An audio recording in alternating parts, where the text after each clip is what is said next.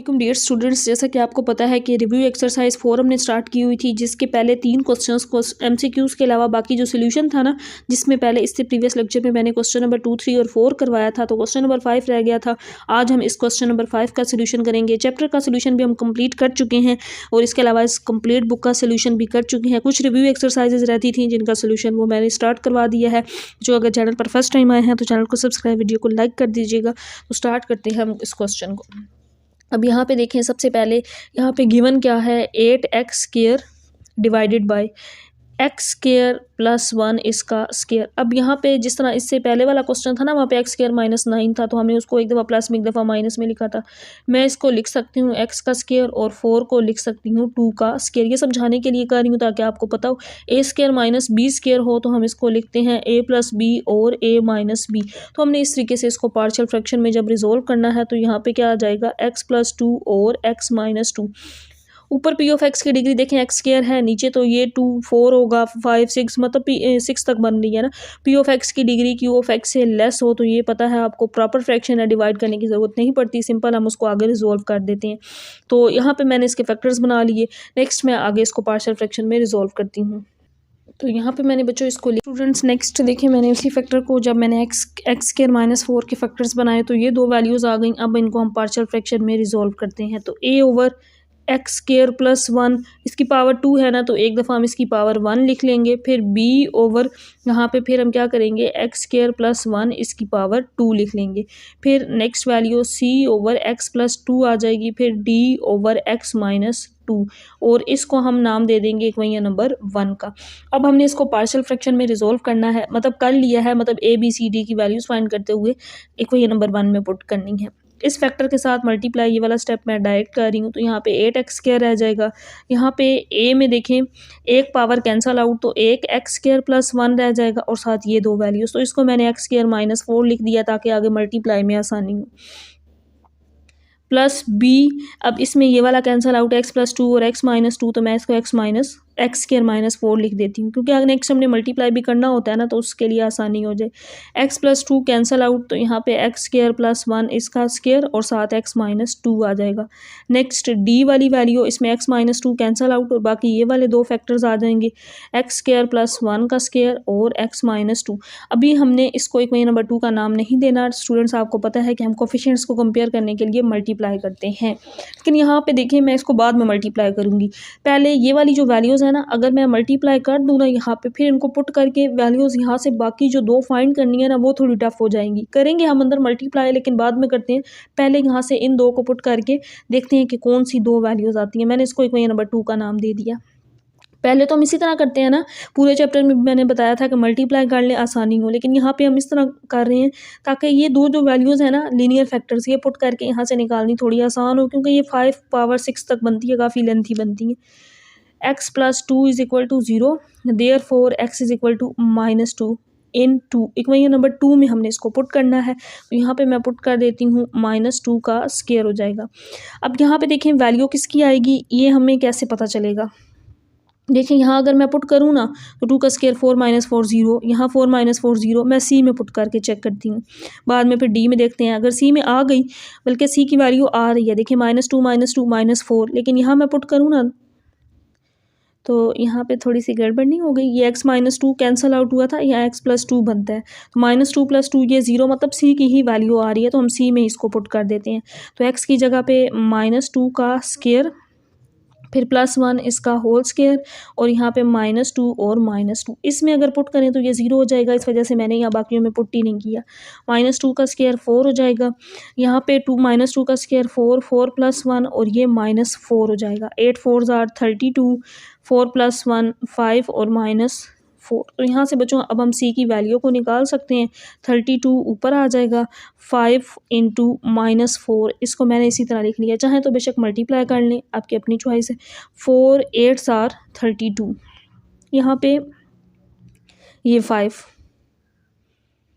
तो यहाँ पे इसका होल स्क्वायर भी था, ये 25 बनता है। 4 + 1 5, 5 का स्क्वायर 25 हो जाएगा। तो c की वैल्यू क्या आ जाएगी, -8/25। 25। ये वैल्यू आ गई है सी की -8/25। नेक्स्ट देखें कौन सा लीनियर फैक्टर है इसके अंदर, वो ये है x इज इक्वल टू 2। अब हम इसको पुट कर लेते हैं। Now x minus 2 is equal to 0, तो यहाँ से x की वैल्यू क्या आएगी 2। इसको कहाँ पे पुट करना है, इक्वेशन नंबर 2 में। 8x² था तो माइनस यहाँ पे बल्कि +2 है, +2 आया ना x यहाँ पे। तो यहाँ पे देखें 2 का स्क्वायर 4 - 4 0, 4 - 4 0, 2 - 2 ये भी 0, मतलब यहाँ पे 2 + 2 4 बन रहा है। तो वैल्यू सिर्फ किसकी आ रही है, डी की। बाकियों में पुट करें तो वो 0 ही बनता है, मैं पुट नहीं कर रही, सिर्फ हम डी के अंदर पुट कर रहे हैं। तो मैं यहाँ पे इसको डी के अंदर ही पुट कर देती हूँ। एक्स का स्क्वायर मतलब 2 का स्क्वायर, फिर +1 और इसका होल स्क्वायर भी है, फिर x + 2 मतलब 2 + 2 आ गया। 2 का स्क्वायर 4, 8 4 आर 32। यहाँ पे 2 का स्क्वायर 4, 4 + 1 5, 5 का स्क्वायर 25 और 2 + 2 ये आ जाएगा 4। तो यहाँ से हम डी की वैल्यू निकाल सकते हैं 32 डिवाइडेड बाय, अब यहाँ पे इसकी कटिंग कर देंगे, 4 8 आर 32, तो डी की वैल्यू आ जाएगी 8/25। ये वैल्यू आ गई है डी की। सी और डी की वैल्यू यहाँ से फाइंड हो गई, दो लीनियर फैक्टर्स थे जिनसे हमने वैल्यूज़ निकालनी।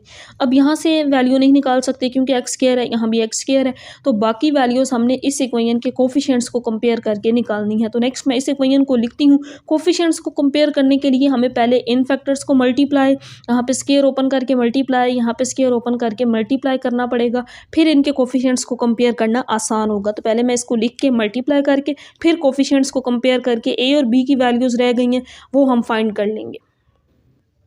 तो नेक्स्ट मैंने बच्चों उसी इक्वेशन नंबर 2 को लिख लिया है। ए और बी की वैल्यू रह गई है, सी और डी तो हम फाइंड कर चुके हैं। वो उसके लिए हमें कोफिशिएंट्स को कंपेयर करना पड़ेगा।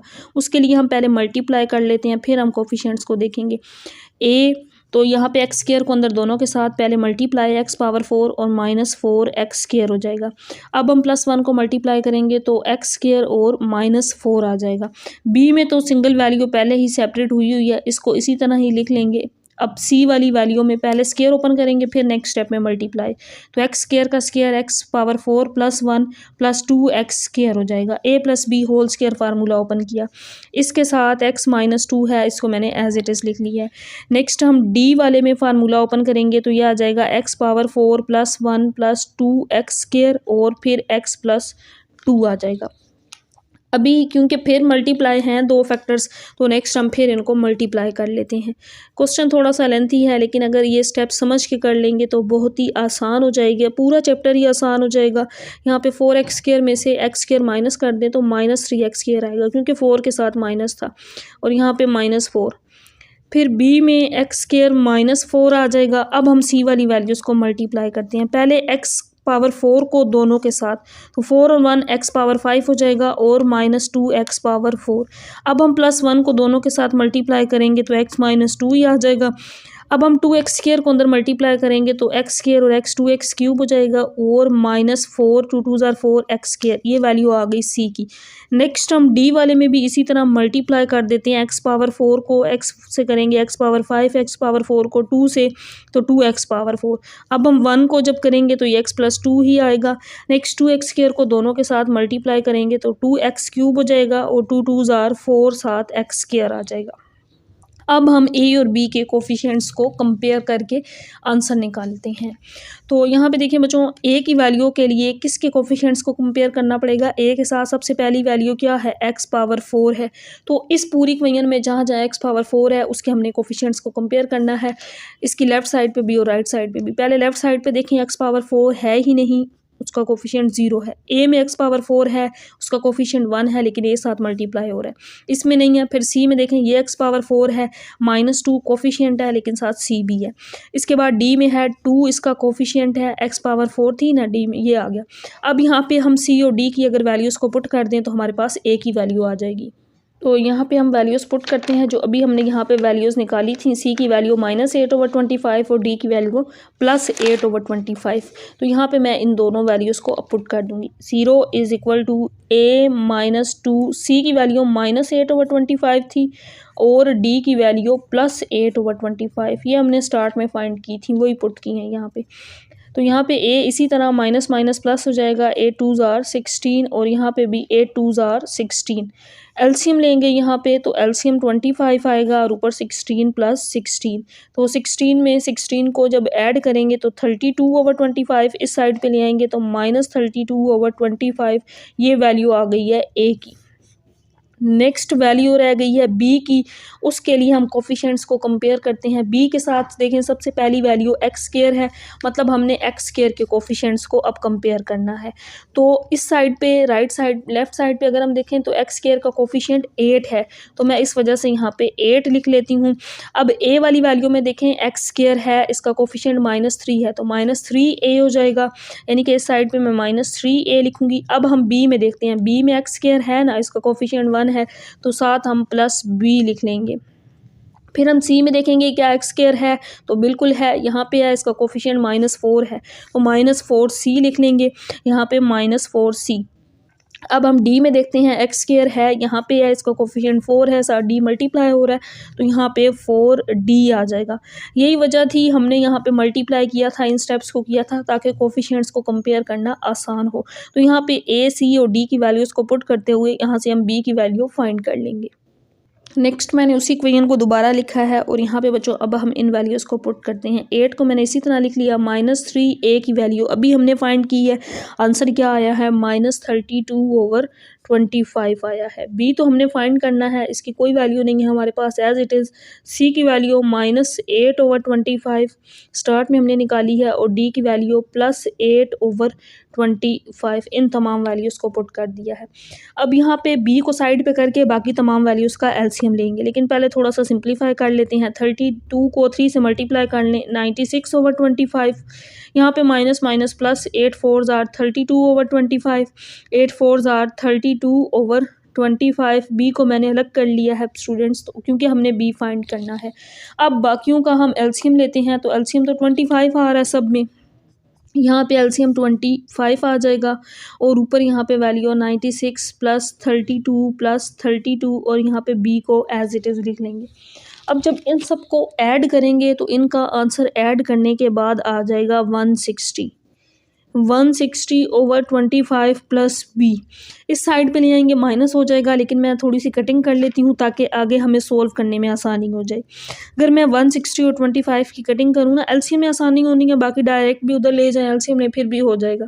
5 3s are 15, 5 2s are 10, 5 5s are 25, यानी कि यहाँ पे बन गया 32/5। तो यहाँ पे इस साइड पे आएगा तो -32/5 = b। एलसीएम लेना आसान हो गया है, इससे कटिंग से ये हो गया जस्ट, बाकी आप कटिंग ना करें तब भी हो जाएगा। अब यहाँ LCM 8 5s are 40, 40 - 32 = b।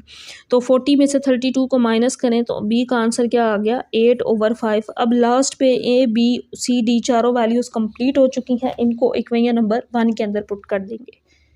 Last पे डियर स्टूडेंट्स मैं आपके सामने तमाम वैल्यूज़ को पुट करती हूँ। यहाँ पे क्या था a/x² + 1, इसकी पावर 1 थी, तो a की वैल्यू हमने फाइंड की -32/25 और यहाँ पे x² + 1 इसकी पावर 1। फिर नेक्स्ट क्या था b/x² + 1 इसकी पावर 2 थी, तो b की वैल्यू अभी हमने फाइंड की ये है, तो हम यहाँ पे लिखते हैं 8/5 और फिर x² + 1 इसकी पावर 2। फिर क्या था c/x + 2 था, तो c की वैल्यू क्या है -8/5 और यहाँ पे x + 2। फिर प्लस d था, तो d की वैल्यू क्या आई थी +8/5 आई थी, 8/5 और फिर अगला फैक्टर क्या था x - 2। ये सारी इक्वेशन नंबर 1 है, वहाँ से भी देख सकते हैं आप लोग, इसमें पुट करनी है वैल्यूज़। 25 ऊपर डिवाइड है, नीचे ले आएँ तो इस फैक्टर के साथ मल्टीप्लाई करना नहीं है, लेकिन जस्ट आंसर इस तरह मल्टीप्लाई फॉर्म के अंदर लिखना है जैसे मैंने लिखा है। यहाँ पे ऊपर 8 रह जाएगा, 5 डिवाइड है, नीचे आके मल्टीप्लाई x² + 1 इसकी होल पावर 2 है। ये प्लस माइनस यहाँ पे माइनस हो जाएगा, 8/5 x + 2 हो जाएगा, यहाँ पे +8 रह जाएगा, 5 डिवाइड है, नीचे आके x - 2 के साथ मल्टीप्लाई। तो ये जो बुक वाला एग्जैक्ट आंसर था, रिक्वायर्ड आंसर था, ये हमारा यहाँ पे आ चुका है। तो इसके साथ ही बच्चों रिव्यू एक्सरसाइज 4 कंप्लीट हो गई है और चैप्टर 1 से 4 तक तमाम रिव्यू एक्सरसाइजेज मतलब इन चारों चैप्टर्स की कंप्लीट हो गई हैं। नेक्स्ट हम इंशाल्लाह चैप्टर 5 जो सेट्स वाला है उसकी रिव्यू एक्सरसाइज को करेंगे। चैप्टर 5 का कंप्लीट सोल्यूशन भी मैं करवा चुकी हूँ। चैनल को सब्सक्राइब, वीडियो को लाइक कर दीजिएगा। अल्लाह हाफिज़।